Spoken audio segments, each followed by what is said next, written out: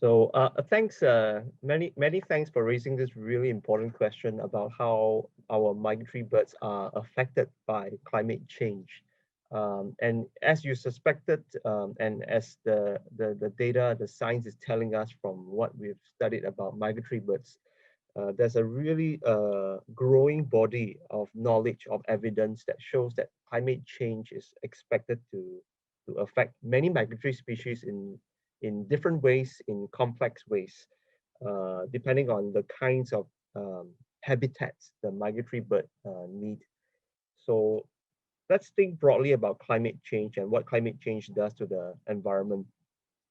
We know that climate change is one of the, if not the most important threat to biodiversity in the long-term future.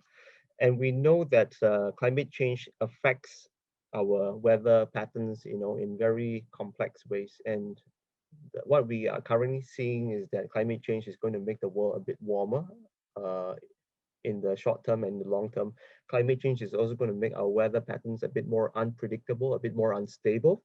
And climate change, most of all, is going to, drive the melting of our glaciers and our polar ice caps, resulting in sea level rise, which, as you would have suspected, sea level rise is something that would definitely impact the kinds of coastal wetlands we have around the world. So coming back to our question, how would our migratory birds be affected? I would think that there are many ways that they can be affected by climate change. For example, you could imagine that as climate warms, you could expect that the environment in the Arctic areas where many of our migratory shorebirds breed in, many migratory shorebirds and even several species of landbirds, they also rely on this habitat in the Arctic. These habitats will be slowly changing. So you could expect that different kinds of plants to spread up north, further north. Certain plants that you won't get as far north in the high Arctic may get further north.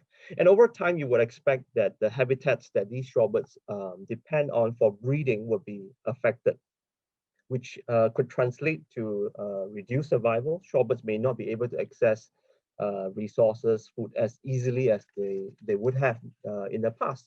So in the long run, we could expect this to cause the populations of many of our shorebirds to be affected. You could also imagine that as climate warms, you would see that certain species that are not found in the environment that used to be too cold for them, they will spread north. So certain predators like foxes may intrude into the cold Arctic regions. And this again would be novel predators that many of our migratory birds will face.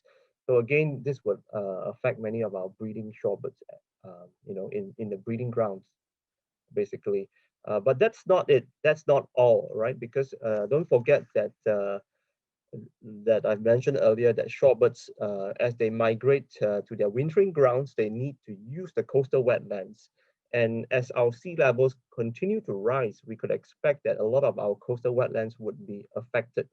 So low-lying areas of mudflats, these are the very important habitats that many of our shorebirds rely on for feeding, when they are migrating towards Australia, to Southeast Asia and New Zealand. They are expected to lose habitat, and I would expect this to have some serious long-term effect on the population of many of our shorebirds. So in summary, I would think that as climate begins to warm, it will start to disrupt a lot of the closely knit patterns of how migratory birds arrive at their breeding grounds, at their stopover areas, and at their wintering grounds, and how this prevent them from accessing the kinds of things, the resources that they need.